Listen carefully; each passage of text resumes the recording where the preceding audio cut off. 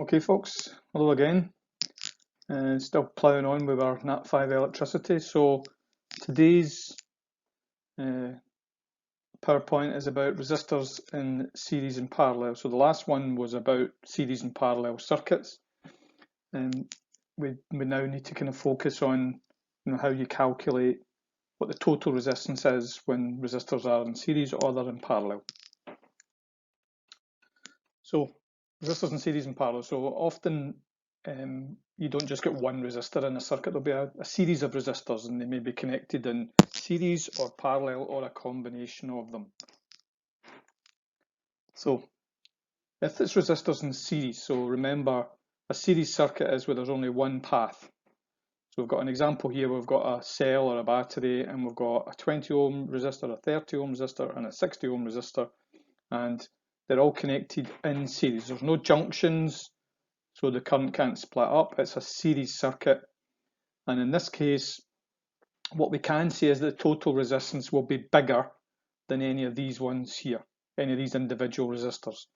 It's a bit like if you make a length of wire and then you make it longer. A longer wire has got more resistance than a shorter wire, so adding more resistors is a bit like that. It's an analogy to say that, but that's what it's kind of like. There's a very simple equation where the total resistance of a number of resistors in series is you just add them all up one after the other like that. And the plus with the dots there just means if there's 10 resistors in series, then you keep going for 10 resistors in series, and so on and so forth. And in this example there, you can see that it's 20 plus 30 plus 60 gives you a total resistance of 110. So you can see that the total resistance of the circuit is bigger than any of the individual ones. So when we do resistors in parallel, it's a bit more complicated. The total resistance in this case of the circuit gets smaller. So adding resistors in parallel makes the total resistance smaller. It's a bit like if you made your piece of resistance wire thicker. So remember way back, I told you that a thicker wire has got a smaller resistance. The total resistance will always be less than the smallest resistance in the circuit. So the formula, and it's a bit more complicated, and some people really kind of struggle with using it, so I'm going to try and talk you through it as best I can. So in this case, it's a weird equation because it's 1 over the total resistance. That's just the number 1 divided by the total resistance will be 1 over the first resistor plus 1 over the second resistor, and then if there's a third resistor, it'll be 1 over R3, and then plus 1 over R4 plus 1 over R5. This circuit I've put up here, it's only got 2 resistors, so it would just be 1 over R1 plus 1 over R2. So I'm going to go through this example here. So that's the same values of resistor that were in that first slide when they were in series. So if you remember, when in series you just added them up. It was 60 plus 30 plus 20. But when it's in parallel, it's a good bit more complicated, and you just need to kind of learn the method and work your way through. So first thing you do, you first of all recognize it's a parallel circuit. It's a parallel circuit because there's junctions, there's several paths for the current to flow. It's a definite parallel circuit. And so your formula will be 1 over the total resistance is 1 over R1 plus 1 over R2 plus 1 over R3. So then you substitute in the numbers. So it's going to be 1 divided by 60 plus 1 divided by 30 plus 1 divided by 20. Now, there's a number of different ways you can put this into the calculator. You can put it in as a fraction, or I prefer you just put in your calculator 1 divided by 60 plus 1 divided by 30 plus 1 divided by 20.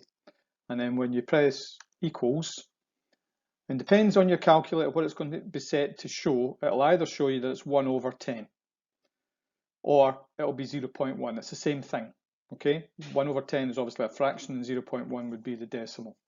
Now, this is where most people go wrong, because they then say that is the final answer. Except it's not, because that's what 1 over the total resistance is. So you really need to remember that there's another line that you need to do. So if 1 over the total is 1 over 10, what you need to find is what the total is. And to do that, you switch these round. So you're going to do 10 divided by 1. So you invert it. Or as you'll see in the next line, so the total resistance would be 10 over 1, or you do 1 divided by 0.1. Both of these things will give you exactly the same answer, which is that the total resistance is 10 ohms. And so hopefully you can see, in this case, the total resistance of the resistors in parallel is only 10 ohms, which is less than any of the individual ones. That's a good thing to remember if you can. It will save you a bit of hassle in some questions sometimes. That when you add resistors in parallel, what you do is you make the total resistance of the circuit less.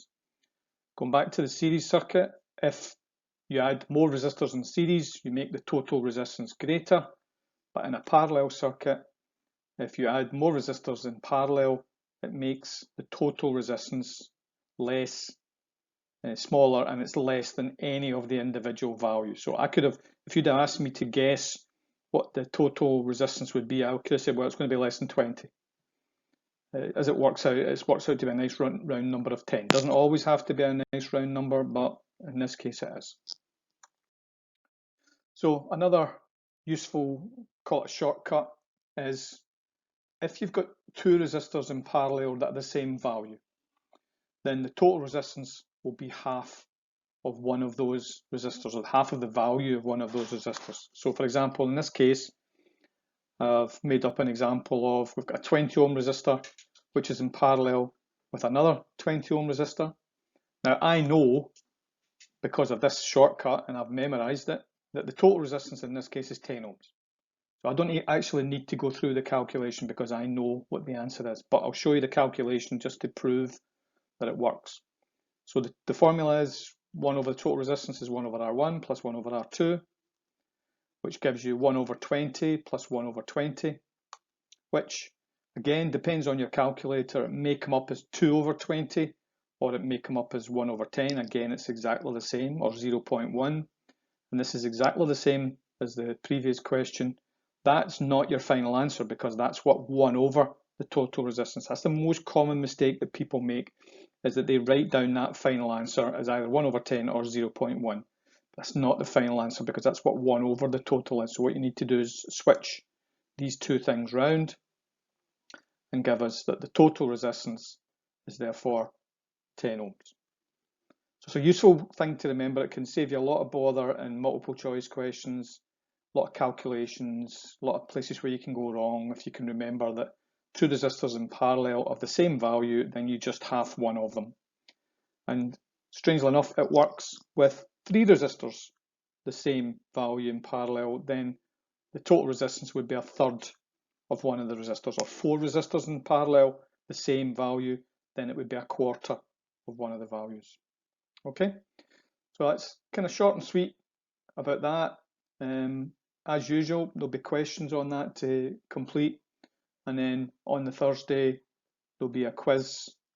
Hopefully I'll try and combine the two quizzes about series and parallel circuits and resistors in series and parallel just to make it one quiz, and we'll see how you got on with that. So I'll catch you again next time.